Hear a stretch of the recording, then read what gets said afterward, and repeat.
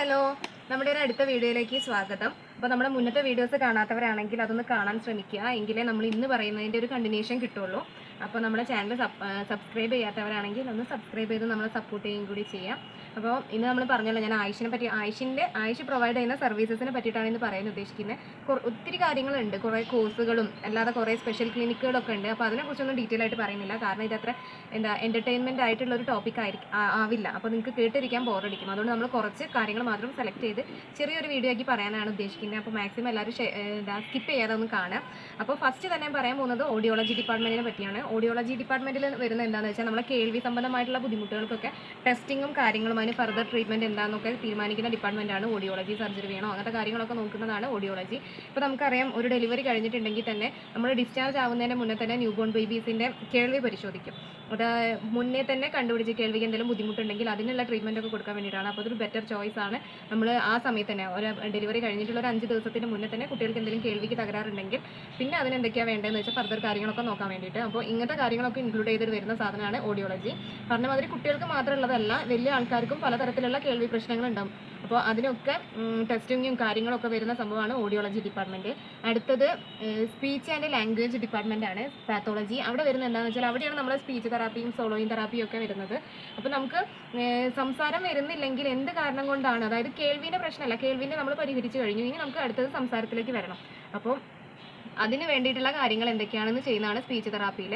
പിന്നെ സോളോയിങ് തെറാപ്പി എന്ന് പറഞ്ഞിട്ടുണ്ടെങ്കിൽ സോളോയിങ്ങിൻ്റെ കൂടെ തന്നെ വരുന്നതാണ് ഫീഡിങ്ങും കാര്യങ്ങളൊക്കെ. അപ്പോൾ സംസാരമാണ് നമുക്ക് വരേണ്ടതെന്ന് വെച്ചാൽ, അപ്പോൾ സംസാരിക്കണമെങ്കിൽ നമ്മളെ സപ്പോർട്ട് ചെയ്യണം, ബ്രീത്ത് വേണം. പിന്നെ വായൻ്റെ മസിൽസ്, അതായത് കവിളിൻ്റെയും ലിപ്പിൻ്റെയും ഒക്കെ ജോസിൻ്റെയും ഒക്കെ മൂവ്മെൻറ്റ്സും മസിൽസും ഒക്കെ നമ്മളെ സപ്പോർട്ട് ചെയ്യണം. നാവിൻ്റെ മൂവ്മെൻറ്റ്, ലിപ്പ്, അതൊക്കെ ഒരുപോലെ പ്രവർത്തിച്ചാൽ മാത്രമേ നമുക്ക് പ്രോപ്പറായിട്ടുള്ള സംസാരങ്ങൾ വരുള്ളൂ. അപ്പോൾ അതൊക്കെ കൈകാര്യം ചെയ്യുന്നതാണ് സോളോയിങ് ഡിപ്പാർട്ട്മെൻറ്റ്. പോരാത്തതിന് നമ്മൾ ഭക്ഷണം കഴിക്കുക, നമ്മൾ സംസാരിക്കുന്ന പോലെ തന്നെ ഈ വായിലുള്ള എല്ലാ കാര്യങ്ങളും സഹായിക്കുന്ന ഒരു കാര്യമാണ് ഭക്ഷണം കഴിക്കാൻ. ഭക്ഷണം, വെള്ളം, അതായത് നമ്മളെ ഫീഡിങ്, അതിന് വേണ്ടി സഹായിക്കാൻ വേണ്ടിയിട്ട് ഇവിടുത്തെ മസിൽസ് ഒക്കെ വീക്ക് ആണെങ്കിൽ അതിനെ സപ്പോർട്ട് ചെയ്യാനും അതിന് സ്റ്റിമുലേഷൻ കൊടുത്തിട്ട് പ്രോപ്പറായിട്ടുള്ള രീതിയിലേക്ക് എല്ലാ കാര്യങ്ങളും കൊണ്ടുവരാനുള്ള തെറാപ്പിയാണ് സോളോയിങ്. ഇപ്പോൾ നമുക്കറിയാം, സ്ട്രോക്കൊക്കെ വന്ന് പോയിട്ടുള്ള കേസിലാണെങ്കിൽ അതുവരെ എല്ലാ കാര്യങ്ങളും ഒറ്റയ്ക്ക് എല്ലാ കാര്യങ്ങളും ചെയ്ത ആളായിരിക്കും പെട്ടെന്ന് വെള്ളം പോലും ഇറക്കാതെ ഉമിനീരൊക്കെ ഇങ്ങനെ പുറത്തേക്ക് വരുന്ന അവസ്ഥകൾ കണ്ടില്ലേ, ഡ്രൂളിംഗ് ഒക്കെ, അതൊക്കെ ആവുന്നത് കണ്ടിട്ടുണ്ടാവും. അപ്പോൾ അതിനൊക്കെ ചെയ്യാനുള്ള തെറാപ്പീസ് പ്രൊവൈഡ് ചെയ്യുന്നതാണ് സോളോയിങ് ഡിപ്പാർട്ട്മെൻറ്റ്. ഇപ്പോൾ മക്കളെ കേസ് പറയുകയാണെങ്കിൽ, പാറുവിനും അക്കുവിനൊന്നും ഒറ്റയ്ക്ക് ഭക്ഷണം ചവയ്ക്കാനോ ഇറക്കാനോ ഉള്ള കഴിവൊന്നുമില്ല. അപ്പോൾ അവർക്ക് നമ്മളിപ്പോഴും സോളോയിങ് ഒക്കെ കൊടുത്തുകൊണ്ടിരിക്കുക. അവർക്ക് ഇവിടുത്തെ ചുണ്ടിൻ്റെ ലിപ് ചുണ്ടൊന്നും ഒറ്റയ്ക്ക് അടയ്ക്കാനോ നമുക്ക് സ്ട്രോന്ന് വെള്ളം വലിച്ചെടുക്കാനോ കാറ്റ് ഊതാനോ അങ്ങനെയൊന്നും അറിയുന്നതല്ല. അപ്പോൾ അതിനൊക്കെ നമ്മൾ സോളോയിങ് കൊടുത്തുകൊണ്ടിരിക്കുകയാണ്. പിന്നെ അപ്പോൾ ഇതാണ് സ്പീച്ചിലും സോളോയിങ്ങിലും വരുന്നത്. പിന്നെ ENT ഡിപ്പാർട്ട്മെൻറ്റ് ഉണ്ട്. പിന്നെ അടുത്തത് വരുന്നതാണ് ക്ലിനിക്കൽ സൈക്കോളജി. ക്ലിനിക്കൽ സൈക്കോളജിയിലാണ് നമ്മളെ ബിഹേവിയറൽ ഇഷ്യൂസ് ഒക്കെ വരുന്നത്. ചില കുട്ടികൾ ചെറുപ്പത്തിലെ ഭയങ്കര വാശി ഷാഡിയൊക്കെ നമ്മൾ കണ്ടിട്ടുണ്ട്. അപ്പോൾ നമ്മൾ സാധാരണ വിചാരിക്കും, ഇപ്പോൾ കുട്ടികളുടെ കുരുത്തക്കേടാണ്, 4-ാം വയസ്സിലുള്ള പൊട്ടിത്തെറിയാന്നൊക്കെ പറഞ്ഞ് നമ്മൾ പരമാവധി കുറേ സാധനങ്ങൾ ഒഴിവാക്കും. പക്ഷേ അങ്ങനെയല്ല, ചില കാര്യങ്ങൾ കുട്ടികൾക്ക് എന്താ പറയുക, നമ്മൾ ശ്രദ്ധിക്കാത്ത കുറച്ച് കാര്യങ്ങളുണ്ടാവും ബിഹേവിയറലായിട്ട് വരുന്നത്. അപ്പോൾ അവർക്ക് അത് പ്രോപ്പറായിട്ട് കൊടുക്കേണ്ടി വരും. അപ്പോൾ അതിനൊക്കെ കൈകാര്യം ചെയ്യുന്നതാണ് ക്ലിനിക്കൽ സൈക്കോളജി ഡിപ്പാർട്ട്മെൻറ്റിൽ വരുന്നത്. അതിനുള്ള തെറാപ്പി നമുക്കിവിടെ അവൈലബിൾ ആണ്. പിന്നെ 4ാമത് വരുന്നത് ഫിസിയോതെറാപ്പി. ഫിസിയോതെറാപ്പി നമുക്കറിയാം, നമ്മളെ ഫിസിക്കൽ കണ്ടീഷൻ വീക്ക് ആകുമ്പോൾ അതിനെ നമുക്ക് മസിൽസിനൊക്കെ സ്റ്റിമുലേഷൻ കൊടുത്തിട്ട് നമ്മളൊരു പ്രോപ്പർ കണ്ടീഷനിലേക്ക് കൊണ്ടുവരാൻ വേണ്ടിയിട്ടാണ് ഫിസിയോതെറാപ്പി. സെയിം അതുപോലെ തന്നെ ഉള്ള ഒരു തെറാപ്പിയാണ് ഒക്യുപേഷണൽ തെറാപ്പി.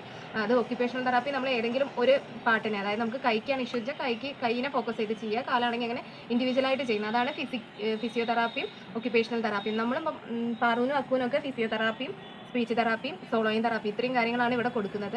അപ്പോൾ ബിഹേവിയർ ആവശ്യമുള്ളവർക്ക് ബിഹേവിയർ കിട്ടും.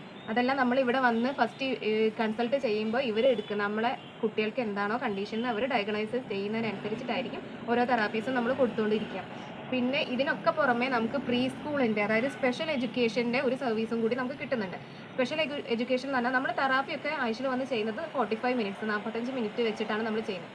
അതിന് പുറമെ നമുക്ക് പ്രീ സ്കൂളിൻ്റെ സർവീസും കൂടി എടുക്കാം. അപ്പോൾ പ്രീ സ്കൂളിലെ സർവീസ് എടുക്കുന്ന എങ്ങനെയാണെന്ന് വെച്ചാൽ, 3 വയസ്സിന് താഴെയുള്ള കുട്ടികളാണെങ്കിൽ അവർക്ക് ഒരു ടീച്ചർ വെച്ചിട്ടുള്ള ക്ലാസ് ആയിരിക്കും, അതായത് PIP എന്ന് പറയുന്ന പ്രോഗ്രാം ആയിരിക്കും.